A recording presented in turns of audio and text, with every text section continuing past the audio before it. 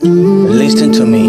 Honor your parents. Don't despise them. No matter how poor they are still your parents. Don't be ashamed of them. Use every opportunity you have to love and care for them because there is no one like them. No one will ever love you for real like your own parents. Love and honor them now that they are alive because your parents are like jewelries. You might not know their value until you lose them. It is hypocrisy to honor other people and publicly and despise your own parents. The last time I checked, the key to long life and the key to success is by honoring your parents because your parents remain the most anointed vessel that God has sent to you. If you are discerning enough, you don't need to seek prayer elsewhere. Sometimes the solution to your breakthrough resides within your parents.